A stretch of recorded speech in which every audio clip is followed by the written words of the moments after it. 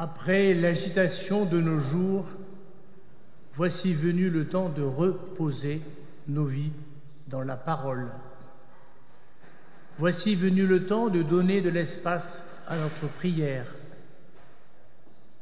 Voici venu le temps d'accueillir la présence du Seigneur qui nous bénit. Que la paix de Dieu, Père, Fils et Saint-Esprit, soit avec nous tous ce matin, qu'elle nous conduise vers le Père qui est au-dessus de tout et dont la bonté vaut mieux que la vie.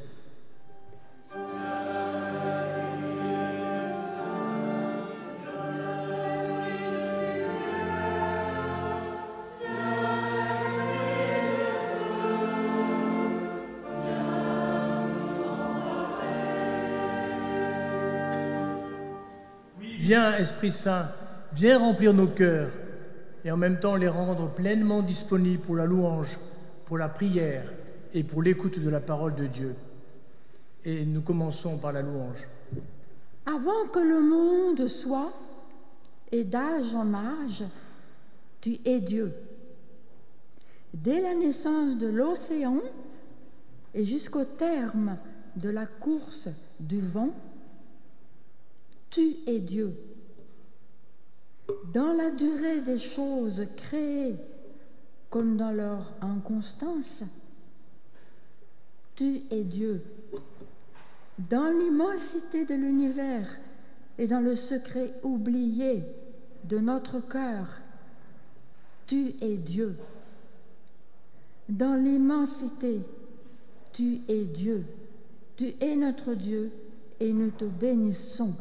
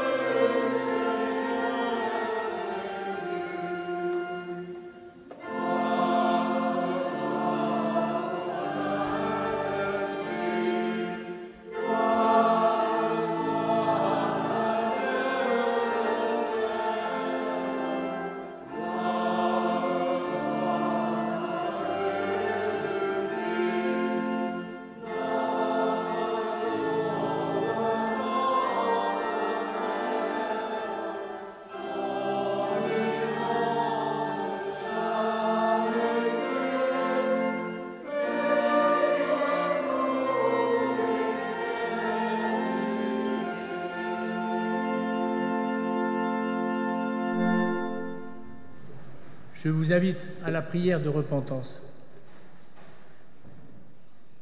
Oui, Père, dans nos anciennes liturgies, cette prière de repentance, nous disions prière de confession des péchés, commençait ainsi. Seigneur Dieu, Père éternel et tout-puissant, nous reconnaissons et nous confessons devant ta sainte majesté que nous sommes de pauvres pécheurs, nés dans l'esclavage du péché, enclins au mal, incapables par nous-mêmes de faire le bien. Oui, notre Dieu, c'est ainsi que nos pères te priaient. Nous sommes moins sûrs de nos mots, moins certains de nos images. Nous désirons d'abord avouer nos incertitudes, nos doutes, nos impuissances. Nous connaissons la laideur et la violence de ce monde dans lequel nous vivons. Nous savons que c'est un peu de notre faute, par nos convictions chancelantes et nos engagements limités et calculés, si ton Église n'est pas telle que tu la veux. Nous savons que c'est la faute de l'humanité, par notre impuissance et par le cynisme d'une société d'accumulation et de prédation, si les enfants ont faim dans le tiers-monde, si la torture accable ceux qui se dressent contre l'oppression, si le racisme n'est pas encore extirpé de nos villes, si des hommes et des femmes sont abandonnés à la rapacité de l'amour des richesses. Il n'y a pas d'heure où ton Fils ne soit à nouveau crucifié, et nous confessons que cela émousse notre espérance. Alors Seigneur, pardonne nos découragements, pardonne nos lassitudes, pardonne nos engagements mal tenus, pardonne notre tentation de nous réfugier dans la consommation, dans le toujours plus.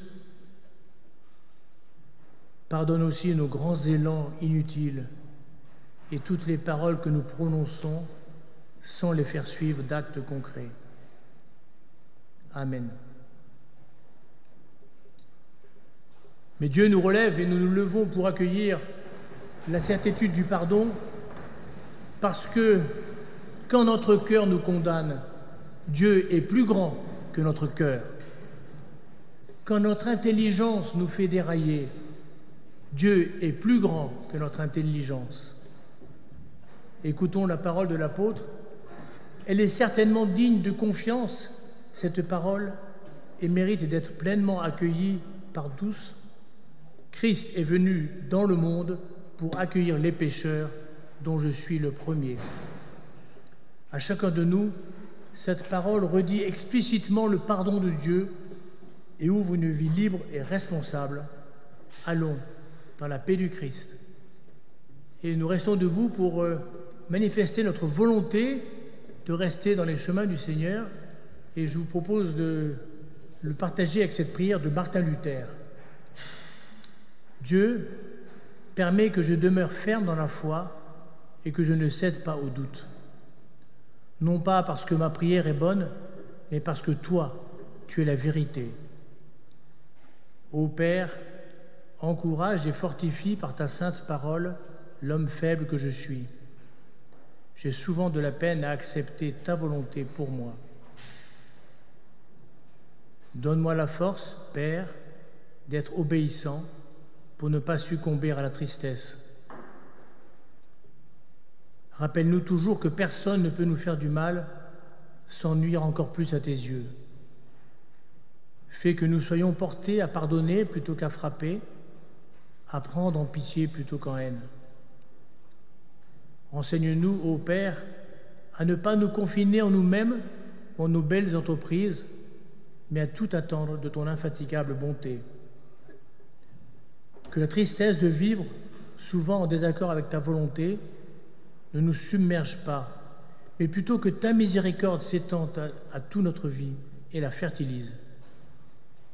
Enfin, Dieu Tout-Puissant, accorde-nous de rejeter toute haine et tout esprit de discorde pour que nous puissions vivre ensemble comme de vrais enfants de Dieu, disant ensemble mon Père, non pas mon Père, mais notre Père. Amen.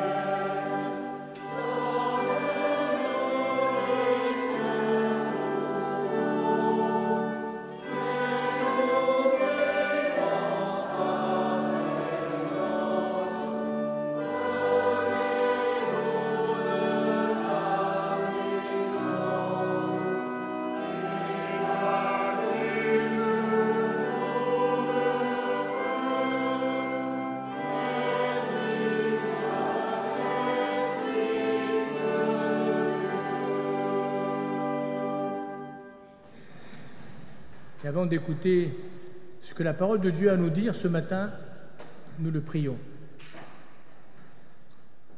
Au moment d'ouvrir la Bible, nous t'en prions, Seigneur notre Dieu, fais taire en nous toute autre voix que la tienne. Libère-nous quelques instants des fracas du monde pour nous rendre attentifs à ta parole, pour que ces quelques versets qui vont être lus dans la Bible deviennent paroles de vie pour chacun et chacune de nous aujourd'hui. Amen. Et aujourd'hui, j'ai choisi de prendre 2 textes de l'Ancien Testament, pour 2 raisons, parce que souvent, l'été, même dans notre paroisse, on prêche surtout sur le Nouveau Testament, mais peut-être c'est une bonne occasion l'été de revenir un peu à l'Ancien Testament. Et 2e raison, c'est que je me suis dit qu'une parole de sagesse de l'Ecclésiaste était toujours bonne à prendre dans un dimanche de choix crucial pour notre pays et qui peut nous agiter les uns ou les autres.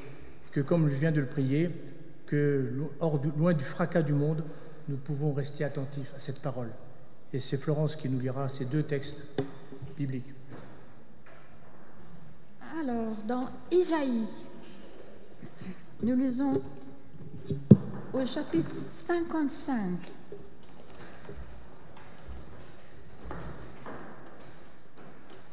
Recherchez le Seigneur, maintenant qu'il se laisse trouver. Faites appel à lui, maintenant qu'il est près de vous. Que la personne méchante renonce à ses pratiques. Que l'individu malveillant renonce à ses pensées. Qu'il revienne au Seigneur, car il aura de la tendresse pour lui. Qu'il revienne à notre Dieu, car il accorde un large pardon. En effet, dit le Seigneur, ce que je pense n'a rien de commun avec ce que vous pensez, et vos façons d'agir n'ont rien de commun avec les miennes. Il y a autant de distance entre ma façon d'agir et la vôtre, entre ce que je pense et ce que vous pensez, qu'entre les cieux et la terre. La pluie et la neige tombent des cieux, mais elles ne retournent pas, sans avoir arrosé la terre, sans l'avoir rendue fertile, sans avoir fait germer des graines. Elles procurent ainsi de la semence aux semeurs et du pain à ceux qui ont faim. Eh bien, il en est de même pour la parole qui sort de ma bouche. Elle ne revient pas à moi sans avoir produit de l'effet, sans avoir réalisé ce que je veux, sans avoir atteint le but que je lui ai fixé. Ouvrons maintenant le livre de l'Ecclésiaste.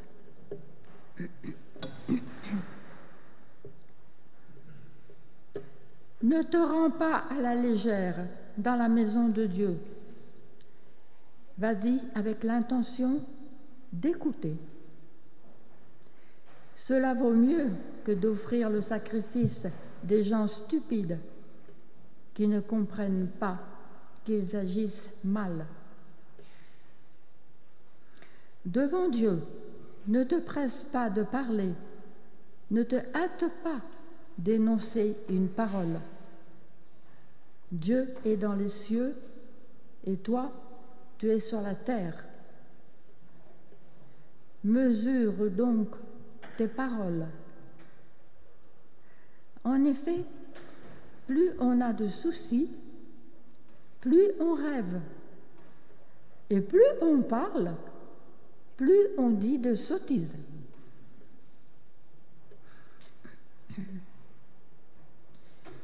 Si tu fais une promesse à Dieu, accomplis-la sans retard, car Dieu n'aime pas ceux qui agissent sans réfléchir. C'est pourquoi tiens ce que tu promets. Il vaut mieux ne pas promettre que de promettre sans tenir parole. évite de te rendre coupable par tes propos. Ne dis pas au prêtre « c'est une erreur ». Autrement, Dieu s'irritera à cause de tes paroles et détruira ce que tu entreprends. Les paroles abondantes sont aussi vaines que les rêves en grand nombre. Reconnais donc l'autorité de Dieu. Heureux ceux qui écoutent ta parole, Dieu, et qui la gardent.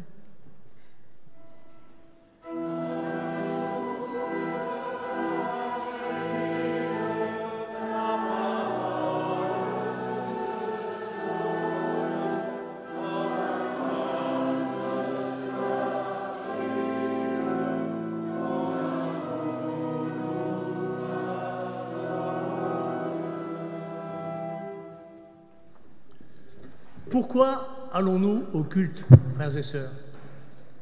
Ou plutôt, dans quel esprit célébrons-nous notre culte à Dieu?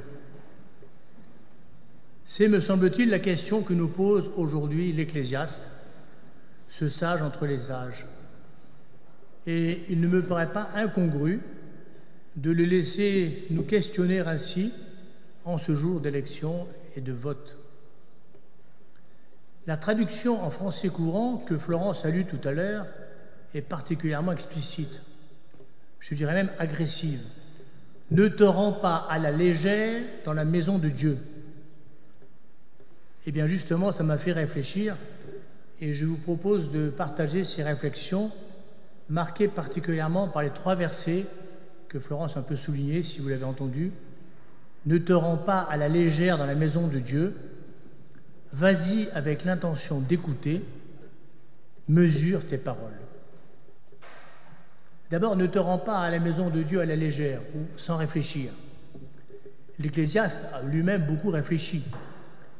Il a procédé à toutes les expériences qu'un homme peut souhaiter.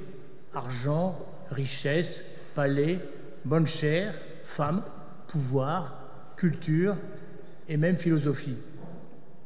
Il en a conclu qu'il n'est pas d'autre vie sage et bonne qu'une vie placée dans la main de Dieu. Il sait donc de quoi il parle quand il conseille « Ne te rends pas à la maison de Dieu sans réfléchir ». Aujourd'hui, je pense que vous serez d'accord avec moi qu'on ne va plus au culte par routine, par habitude familiale, voire par superstition. Le temps est également passé où l'on se rendait à l'office dominical, messe ou culte, par convenance sociale. Il y a encore, ça et là, quand les prédicateurs sont multiples, dans certaines grandes paroisses parisiennes ou chez nous, le désir plus ou moins avoué d'aller écouter tel ou tel, de comparer, de juger les capacités d'analyse ou d'expression des orateurs, ou tout simplement le bonheur d'être en phase intellectuelle avec celui-ci ou celle-là. Et pourtant, chaque prédicateur avec son style, sa personnalité, ses lacunes surtout, pour ce qui me concerne, et ses richesses, apporte un éclairage différent à la parole qu'il dit. C'est d'ailleurs l'intérêt de former un groupe de prédicateurs laïcs dans la paroisse aux côtés des pasteurs.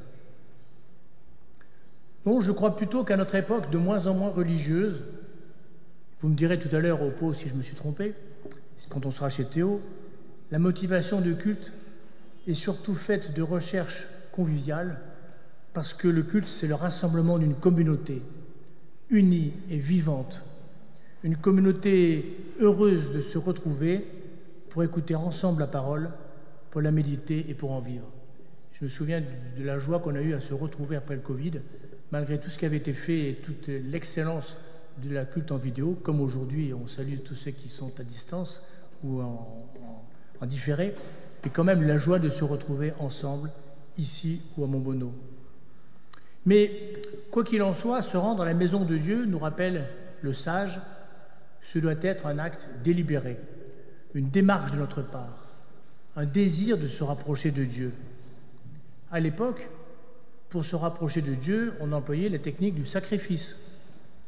Mais déjà l'Ecclésiaste, vous l'avez entendu, déjà moderne et précurseur du Christ, disait qu'il valait mieux se rendre au temple pour écouter plutôt que d'offrir des sacrifices.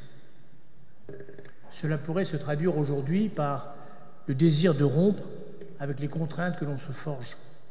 Le temps, la fatigue, les sollicitations familiales, l'éloignement du lieu de culte, ou même l'attrait de la nature, de la balade en montagne. À ce propos, je suppose que vous avez tous connu, peut-être que non, la joie de vous rendre au culte sur un lieu de vacances, de faire un effort. On ne connaît personne. Quelquefois, c'est un peu loin de sa location, de son camping. Et puis, le miracle opère. On découvre un nouveau pasteur, on retrouve peut-être des amis d'amis, on se livre aux joies des grandes plates de spaghettis des familles protestantes, et surtout, on découvre la joie et la puissance d'une méditation sereine dans un esprit déjà apaisé par le temps des vacances. Oui, c'est ainsi, frères et sœurs, à Grenoble, à Alvar ou en vacances ou à Mainz, c'est ainsi que l'on s'approche de Dieu, là où on peut le mieux l'entendre, dans sa maison. Bien sûr, il ne s'y cantonne pas. Et déjà, lors de la dédicace du temple, Salomon reconnaissait bien que la vaste demeure qu'il venait de construire ne suffirait pas à loger le Dieu de l'univers, du ciel et de la terre. Et pourtant, Salomon a construit un temple magnifique, à l'image de la gloire de Dieu. Et nous aussi, plus modestement, dans le groupe qui réfléchit à la future rénovation du temple, nous voulons un temple fonctionnel, accueillant et beau.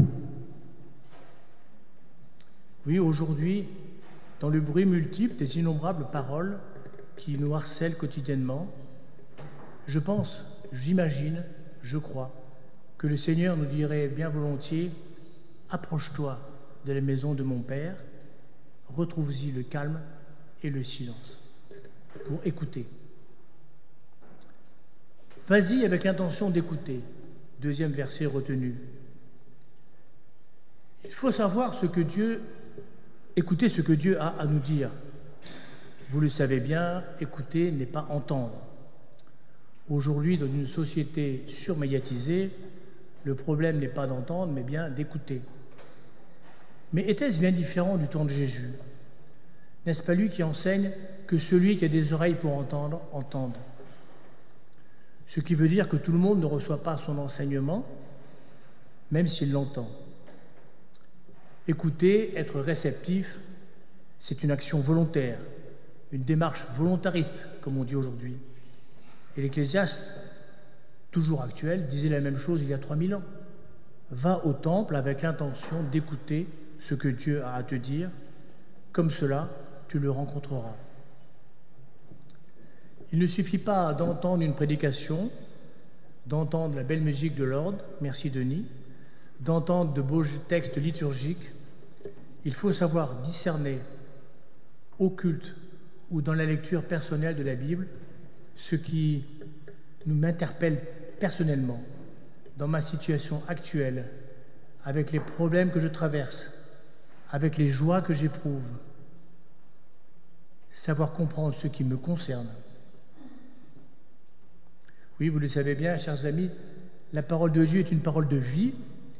Elle a été écrite par les témoins inspirés au cours des siècles. Elle a été écrite pour des lecteurs de leur temps. Elle est maintenant lue et comprise pour notre temps sous l'action de l'Esprit Saint. Notre rôle de chrétien dans la société est de savoir écouter ce qu'elle a à nous dire aujourd'hui pour en témoigner aux autres. Vous voyez bien tout ce que cette tâche réclame de réflexion, de discernement et d'écoute. Ainsi, la réceptivité à laquelle l'Ecclésiaste nous appelle est tout le contraire de la passivité. Et je voudrais à cette occasion répondre à ceux qui parfois trouvent nos cultes un peu tristes. Certes, ils ne sont pas toujours très joyeux, ni très animés, mais on pourrait inventer des liturgies très participatives. On peut, dans l'assemblée, chanter à pleine voix. On peut bénéficier d'un groupe de musiciens, merci Esther. On peut même prier chacun à voix haute. Oui, on peut faire tout ça sans savoir réellement écouter. Se mettre à l'écoute de Dieu n'est pas seulement une affaire de liturgie ou de qualité de prédicateur. Se mettre à l'écoute de Dieu est une affaire personnelle. Il faut le vouloir, il faut en prendre le temps, il faut saisir l'occasion.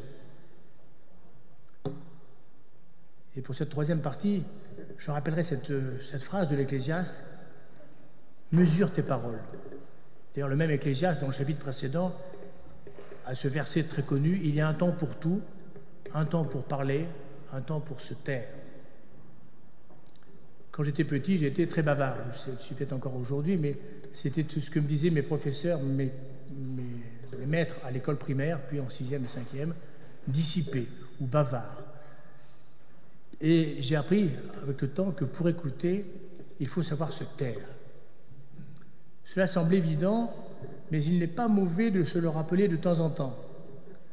Je cite l'Ecclésiaste encore: « Ne parle pas trop précipitamment et ne décide pas trop vite de faire des promesses à Dieu. Dieu est au ciel et toi tu es sur la terre. Par conséquent, mesure tes paroles. » C'est ainsi que notre sage poursuit son enseignement dans cette troisième partie. Et là aussi, c'est direct. En gros, cela signifie: ne dis pas n'importe quoi et sache te taire.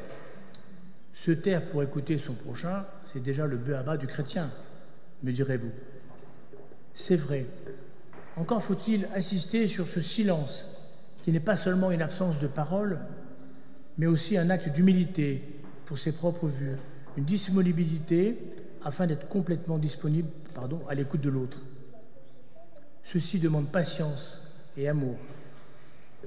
On ne peut pas écouter sans aimer, frères et sœurs, et réciproquement. Et c'est une mission qui nous revient, nous, chrétiens, dans une société fracturée, crispée sur ses colères et ses peurs. La mission d'écouter et d'aimer.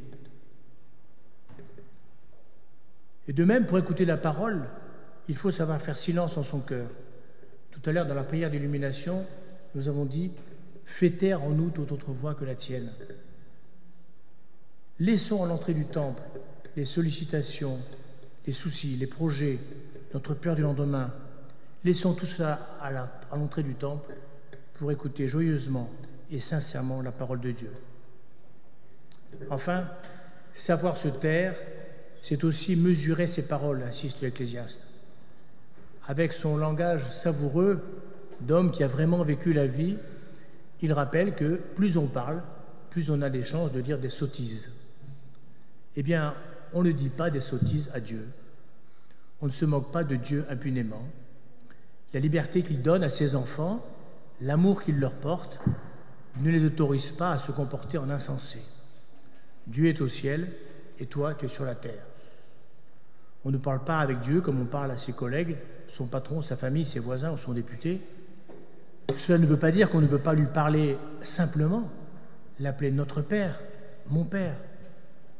Cela veut dire que l'on ne doit pas en faire son associé dans ses affaires humaines. Au contraire, c'est lui qui nous associe dans son œuvre de rédemption, comme le rappelle l'apôtre Paul. Il est trop facile de faire de Dieu son répondant, son correspondant, de citer à tout bout de champ des versets bibliques pour étayer ses convictions personnelles, pour appuyer ses projets bien terrestres. Trop facile de kidnapper Dieu pour mener sa vie de chrétien satisfait et sûr de lui.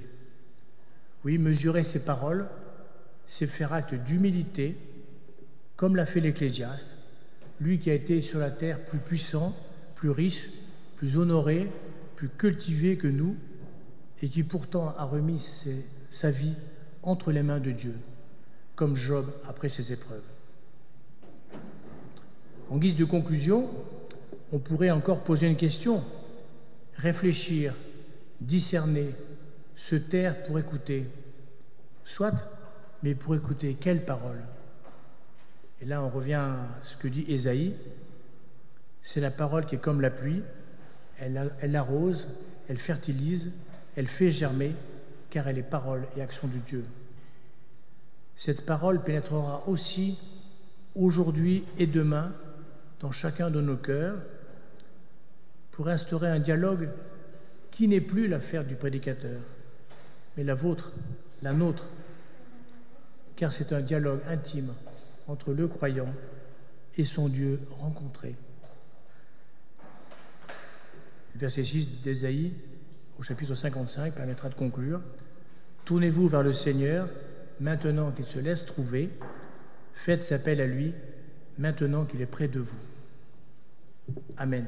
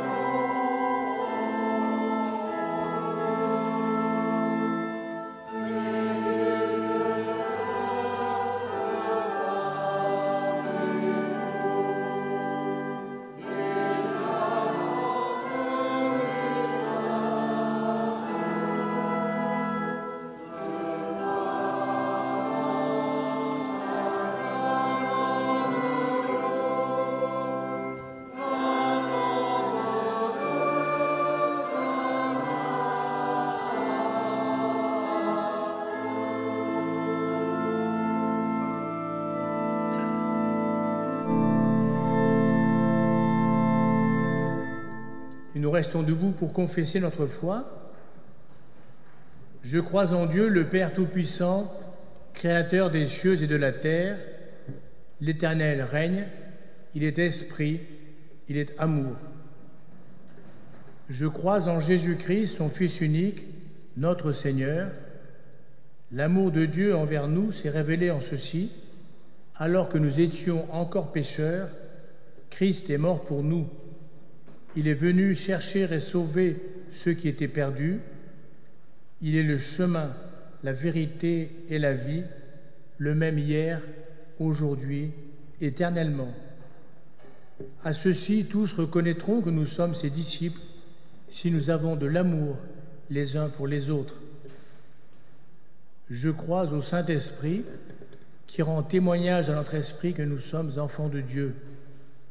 Nous avons été baptisés d'un seul esprit pour former un seul corps. La victoire par laquelle le monde est vaincu, c'est notre foi. Seigneur, augmente notre foi. Amen. Unissons-nous dans la prière d'intercession. Seigneur, tu es venu au milieu des hommes et tu vois la misère, les mauvaises conditions de vie, les guerres, les massacres, les viols, le racisme. Donne la liberté de vivre en paix, la dignité à tous les hommes, nos frères. Tu es venu partager la souffrance des hommes. Tu as connu l'arrestation, la condamnation, la croix. Donne l'espérance et la dignité aux prisonniers, aux torturés, aux réfugiés politiques, qu'ils ne soient jamais abandonnés, oubliés ou rejetés par la communauté humaine. Seigneur, tu es venu révéler l'amour et la miséricorde du Père. Donne aux puissants, aux orgueilleux, aux exploiteurs, aux bourreaux, la force de regarder ton visage, de changer leur cœur, de demander pardon, afin qu'ils redeviennent des hommes. Seigneur, tu es venu pour que l'humanité et la vie en plénitude appellent des prophètes, des serviteurs qui se lèvent pour dénoncer les injustices, les conditions économiques inhumaines, la barbarie subie par leurs frères, qu'ils soient témoins d'espérance.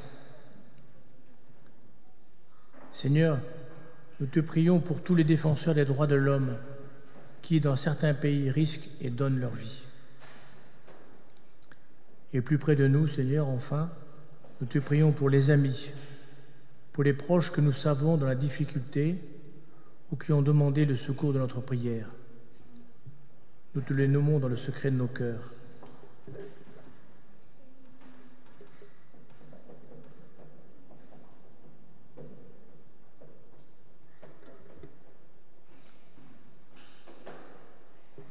Nous te prions pour nos pasteurs qui ont soin de nous, pour notre communauté qui essaie de te suivre. Renouvelle les forces de chacun. Donne-nous un bon temps de ressourcement, de joie et de reconnaissance pendant ce temps de vacances. Amen.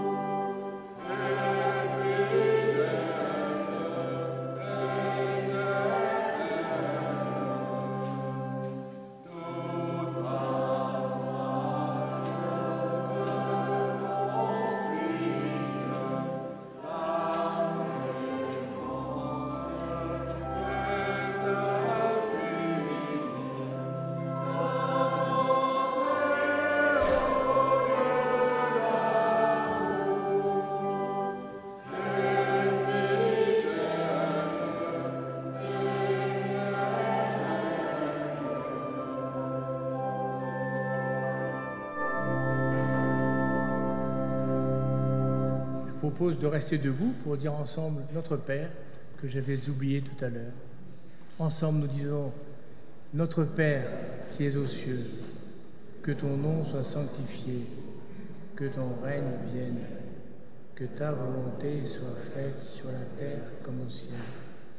Donne-nous aujourd'hui notre pain de ce jour. Pardonne-nous nos offenses, comme nous pardonnons aussi à ceux qui nous ont offensés.